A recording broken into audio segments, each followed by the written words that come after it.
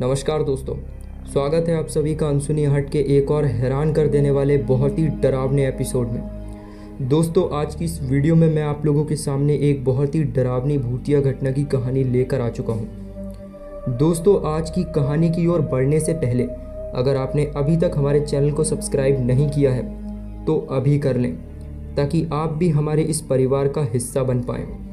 और दोस्तों, आप लोग कमेंट सेक्शन में ज़रूर बताइएगा कि आपको हमारी वीडियोस कैसी लगती हैं।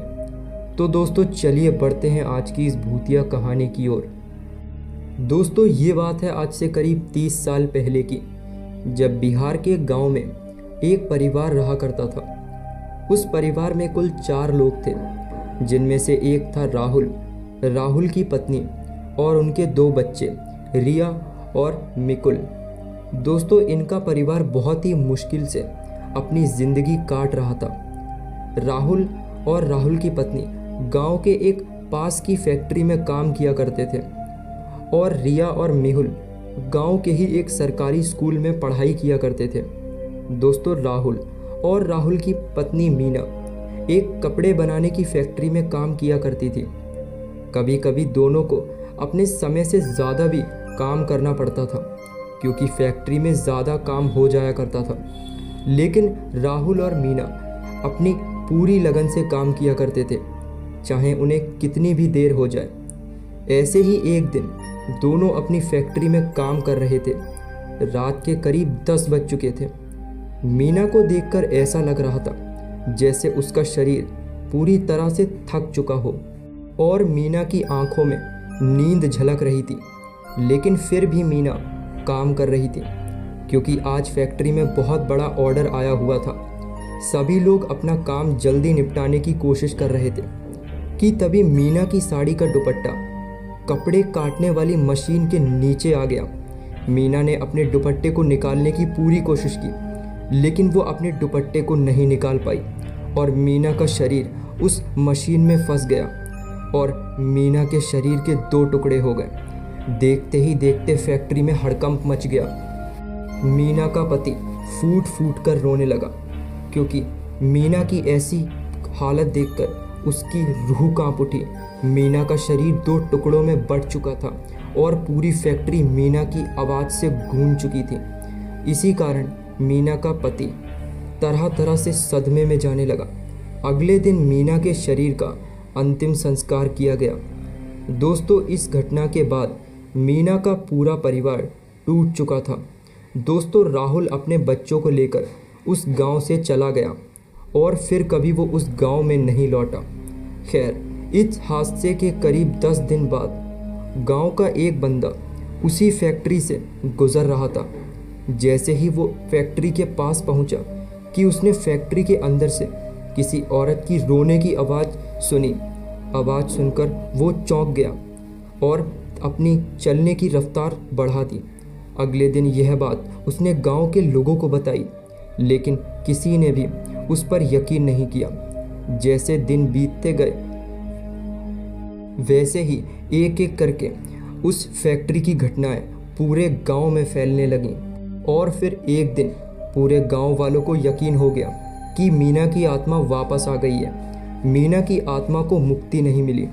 दोस्तों, ये बात है एक दिन की, जब फैक्ट्री में देर रात को काम चल रहा था।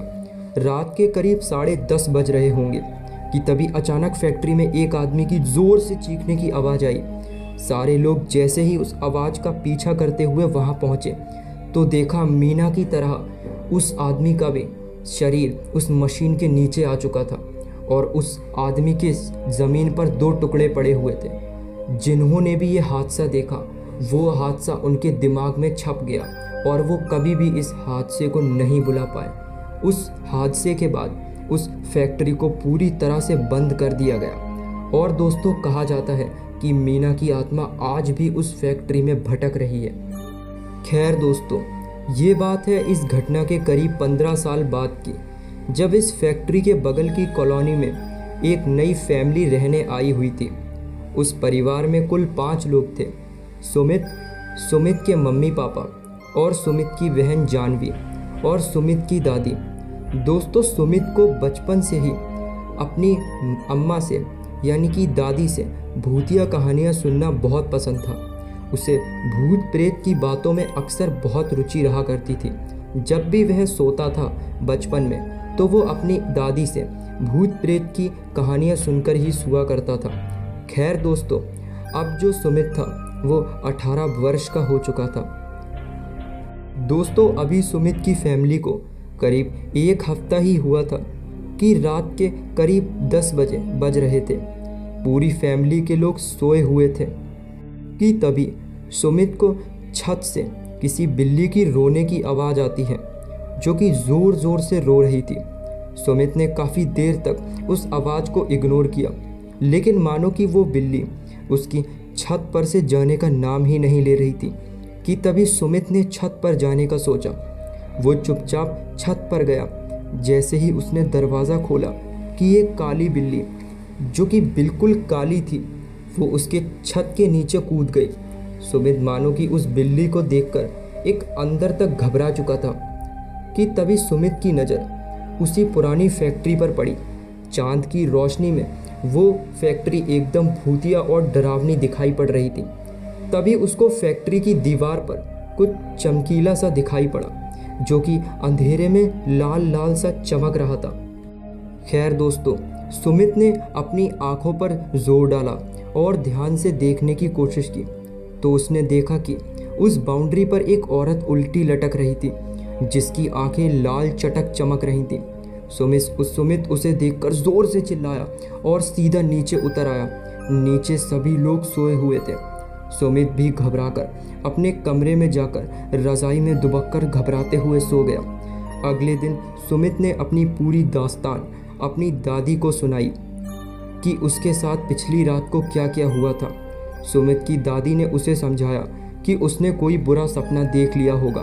फिर उसको बताया कि यह सब भ्रम है, लेकिन सुमित अच्छे से जानता था कि उसका यह भ्रम नहीं था। जो उसने देखा था वो एक आत्मा थी। अगली रात आई। रात के करीब 1 बज रहे थे और आज की रात छत से बिल्ली की रोने की आवाज़ आने लगी। इस बार सुमित की दादी की नींद खुल गई। जैसे ही उन्होंने बिल्ली की रोने की आवाज़ सुनी तो वो छत पर गईं। जैसे ही उन्होंने छत का दरवाज़ा खोला, उन्होंने देखा कि छत की बाउंड्री पर बैठकर एक बिल्ली रो रही थी, जो कि बिल्कुल काली थी। दादी ने जैसे ही बिल्ली के पास जाने की कोशिश की, तभी अचानक वो बिल्ली छत से नीचे कूद गई। दादी ने बाउंड्री के पास जाकर देखा, तब तक वो बिल्ली इतनी देर में नीचे कहीं अंधेरे में गायब हो चुकी थी। खैर, दादी ने उस फैक्ट्री की तरफ देखना चाहा। फैक्ट्री आज भी चांद की रोशनी में एकदम भूतिया और डरावनी दिखाई पड़ रही थी और माहौल बिल्कुल डरावना सा दिखाई मालूम पड़ रहा था।